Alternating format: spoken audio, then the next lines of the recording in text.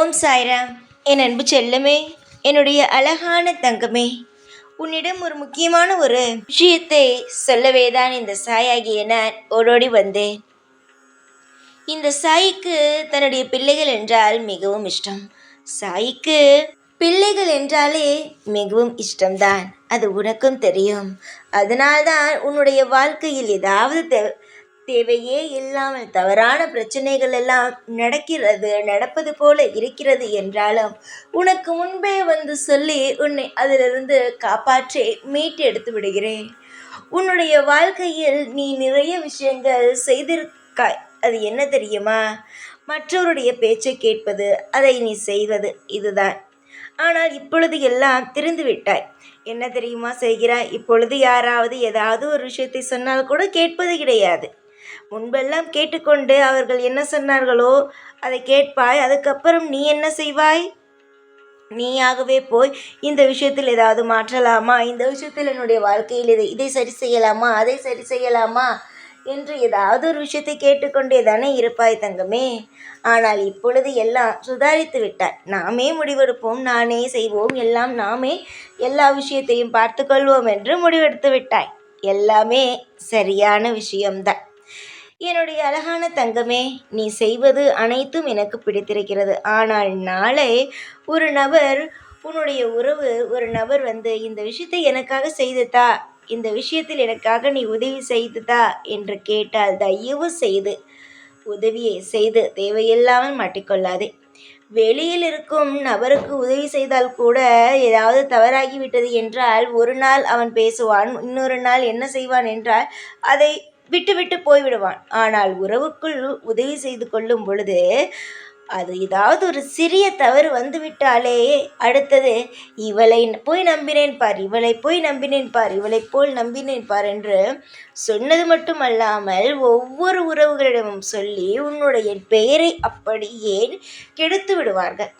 அதனால் உறவுகளிடம் எப்படி பேச வேண்டும், எப்படி பழக வேண்டும், எந்த முறையில் இருக்க வேண்டும் என்பதை சற்று பார்த்து நிதானமாக புரிந்து கொண்டு செய்.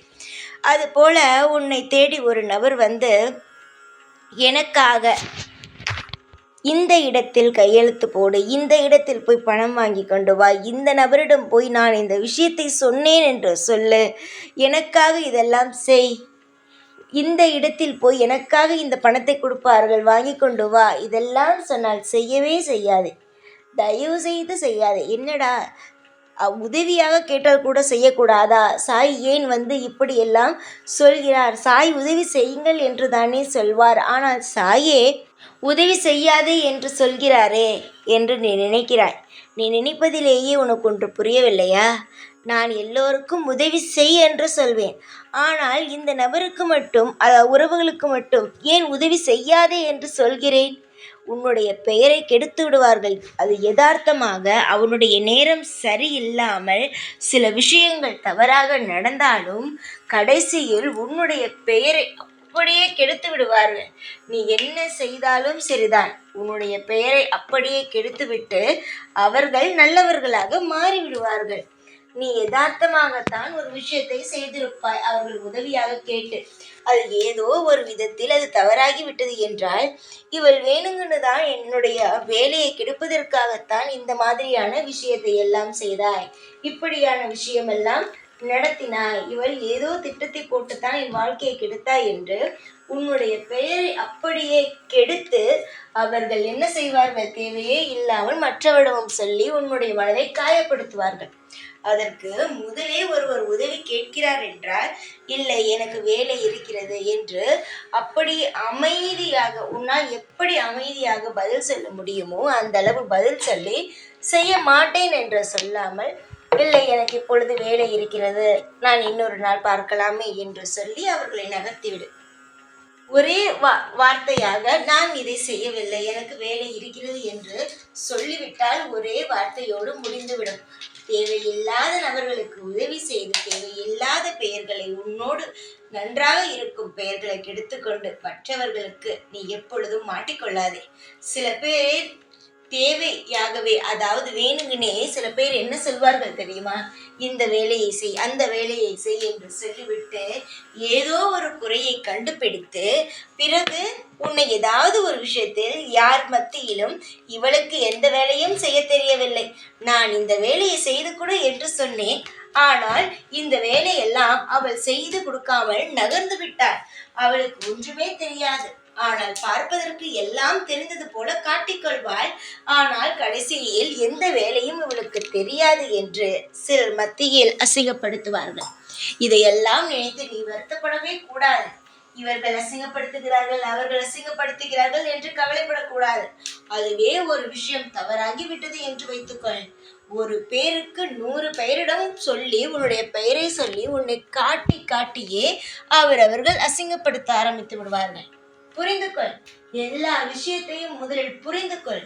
வாழ்க்கையில் என்னென்ன நடக்கிறது, யார் மத்தியில் நீ வாழ வேண்டும், எப்படியெல்லாம் இருக்க வேண்டும், எந்த இடத்தில் சுதாரிப்போடு பழக வேண்டும், யாருடைய மத்தியில் தலை நிமிர்ந்து வாழ வேண்டும் என்பதை நீதான் தங்கமே முடிவெடுக்க வேண்டும். தேவையில்லாத சில விஷயத்தில் மாட்டிக்கொண்டாயானால் கடைசி வரைக்கும் மாட்டிக்கொண்ட அந்த வார்த்தைகளானது உன்னை எப்பொழுதும் குத்தி காட்டிக்கொண்டு பேசிக்கொண்டு தான் இருப்பார்கள். நான் சொன்ன விஷயத்தை தயவு செய்து எல்லா நேரத்திலும் ஞாபகம் வைத்துக்கொள். உதவி செய்கிறேன், நல்ல பேர் கிடைக்கும் என்பதற்காக எல்லாருக்கும் உதவி செய்யக்கூடாது. ஒரு விஷயத்தில் நீ ஏதாவது ஒரு பிழையை செய்து விட்டாயானால் அதை சொல்லிக்காட்டி அசிங்கப்படுத்துவார்கள். சின்ன பிள்ளைதானே, தெரியாமல் செய்துவிட்டது, தெரியாமல் தவறு நடந்துவிட்டது என்றெல்லாம் இங்கு பார்க்க மாட்டார்கள். எந்த நேரத்தில் எந்த இடத்தில் வைத்து அசிங்கப்படுத்தலாம் என்பதை மட்டும்தான் பார்ப்பார்களே தவிர மற்றபடி நீ நல்லவள், நீ எல்லோருக்கும் உதவி செய்தாய், ஏதோ நேரம் தவறாகிவிட்டது என்றெல்லாம் யாரும் பார்க்க மாட்டார்கள் என் தங்கமே. புரிகிறதா? நம்புங்கள்.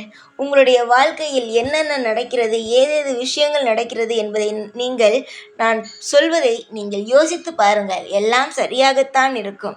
உங்களை காப்பாற்றுவதற்காகத்தான் வந்திருக்கிறேனே தவிர உங்களுடைய வாழ்க்கையில் உங்களை எந்த ஒரு முறையிலும் உங்களை அசிங்கப்படுத்தவோ உங்களை தேவையில்லாமல் கஷ்டப்படுத்தவோ இங்கு நான் வரவே இல்லை.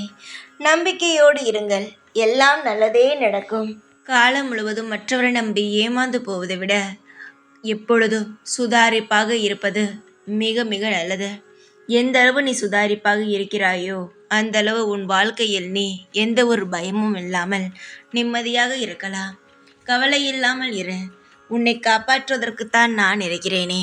இப்பொழுது உன்னிடம் எல்லா விஷயத்தையும் சொன்னது போல் நிச்சயமாக உன் வாழ்க்கையில் எல்லா விஷயத்தையும் முன்பே சொல்லி உன்னை காப்பாற்றி விடுவேன்.